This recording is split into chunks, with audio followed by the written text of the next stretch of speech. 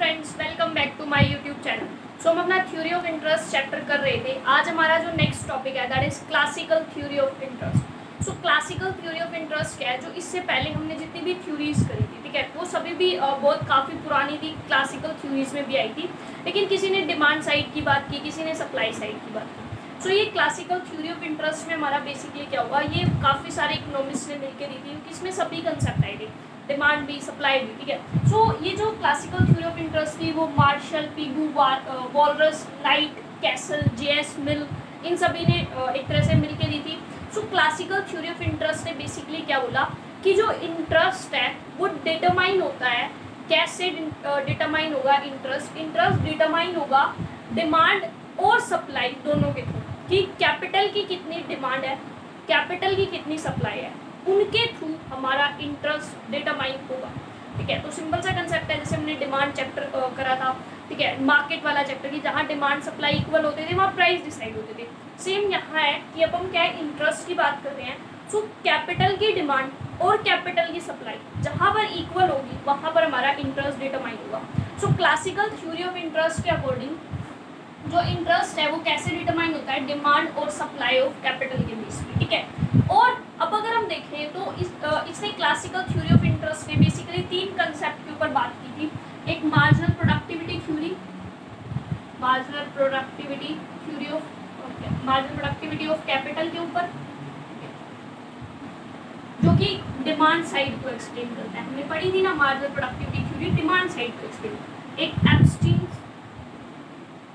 जो कि किसको, सप्लाई साइड को एक्सप्लेन करता है, ठीक है। क्या है कि हम अपने आप को एब्सटेन करते हैं, रोकते हैं कंजप्शन करने से।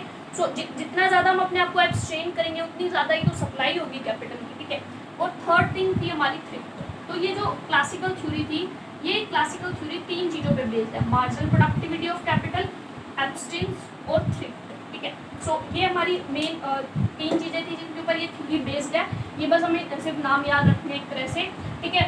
सो अब हमें क्या देखना है कि डिमांड, हमने कहा जहाँ पर कैपिटल की डिमांड इक्वल होगी कैपिटल की सप्लाई के, वहाँ पर हमारा क्या होता है, डिटरमाइन हो जाएगा। लेकिन जो ये थे जिन्होंने ये थ्योरी दी, क्लासिकल इकोनॉमिस्ट जो थे, उन्होंने क्या बोला कि जो डिमांड है, डिमांड उन्होंने बोला कि कैपिटल की डिमांड ऑफ कैपिटल क्यों होती है, इन्वेस्टमेंट के लिए। ये इन्होंने पहले अजम्पशन ले ली कि डिमांड किस लिए होगी, कैपिटल की, इन्वेस्टमेंट। और सप्लाई कैसे होती है कैपिटल की, सेविंग।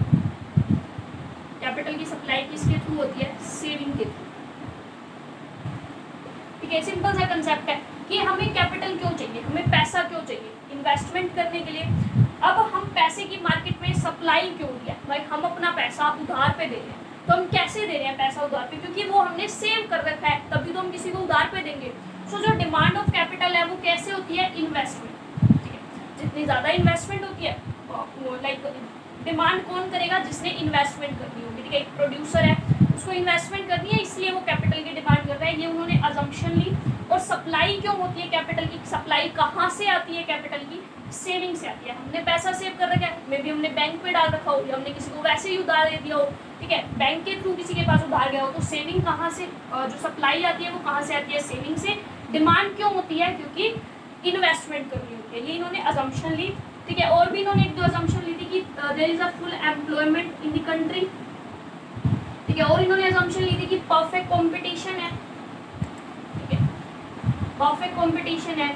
और अजम्पशन दी इनकी कि परफेक्ट मोबिलिटी ऑफ फंड है, या मोबिलिटी होगी तभी तो डिमांड सप्लाई होगी ना, कि पैसे की क्या है, perfect mobility of like capital, एक तरह से कि क्या जिसको पैसा लाइक चाहिए, जिसने इन्वेस्टमेंट करनी है और जिसने सेव करना है, सेव करने वाले पैसा देने को कह रहे हैं इन्वेस्टमेंट करने वालों को। सो क्या है, मोबिलिटी है कैपिटल की, ठीक है, परफेक्ट मोबिलिटी, कैपिटल क्या है, मूव कर रही है, ठीक है।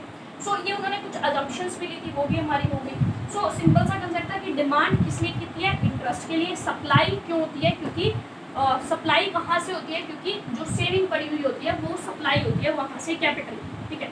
सो अब इंटरेस्ट कैसे डिटरमाइन होगा, जहाँ पर ये डिमांड और सप्लाई आपस में इक्वल है।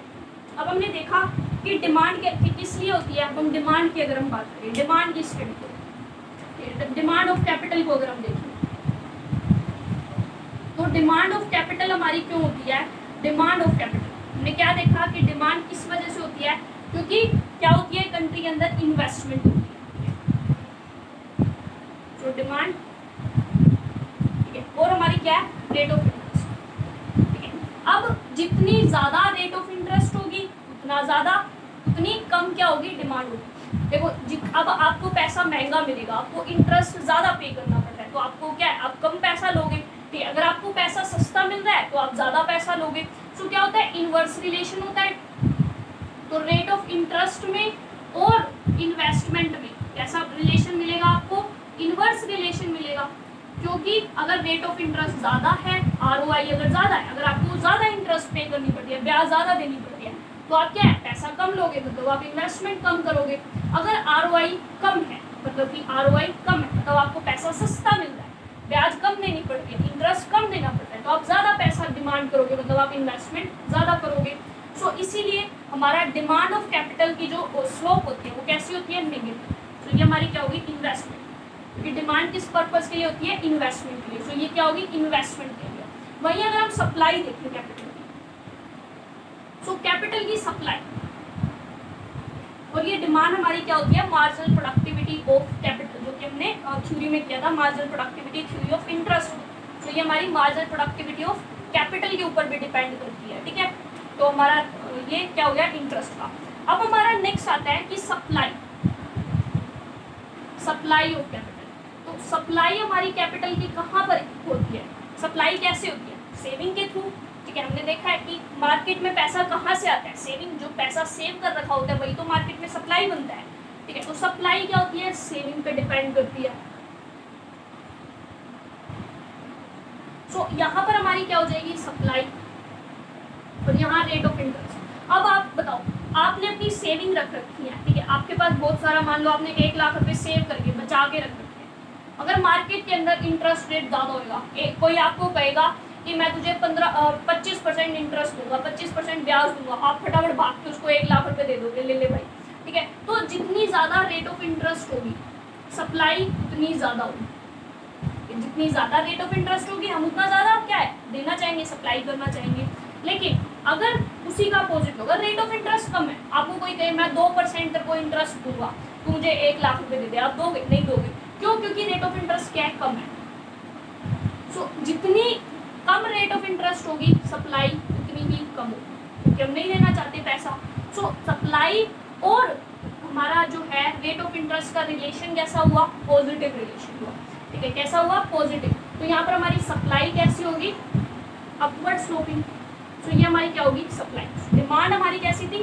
डाउनवर्ड। ये सप्लाई कैसी होगी? अपवर्ड। ये क्या है? इन्वेस्टमेंट। ये क्या है? सेविंग।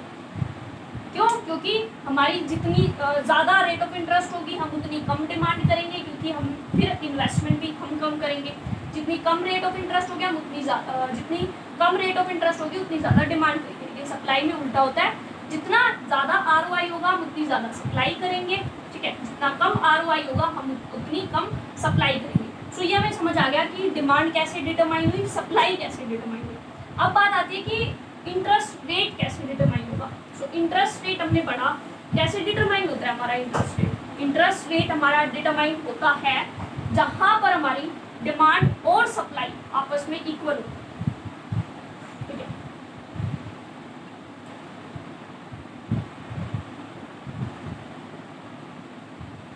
यहाँ पर हम लेंगे रेट ऑफ इंटरेस्ट, ठीक है। क्वांटिटी ऑफ कैपिटल ले सकते हो। सो हमारी क्या थी? ये क्या थी? सेविंग। ये क्या थी? इन्वेस्टमेंट, ठीक है। क्या थी? सेविंग थी, एक थी इन्वेस्टमेंट। सेविंग का पॉजिटिव स्लोप था, इन्वेस्टमेंट का नेगेटिव, क्योंकि सेविंग क्या थी? सप्लाई, और इन्वेस्टमेंट क्या थी? हमारी डिमांड। सो जहाँ पर ये दोनों इक्वल आई, वहाँ पर हमारा रेट ऑफ इंटरेस्ट डिटरमाइन हो गया, ठीक है।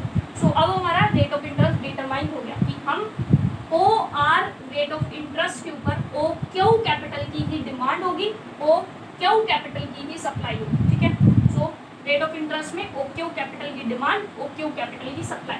सो ये हमारा क्या था? Classical theory of interest. Interest कैसे डिटरमाइन होगा?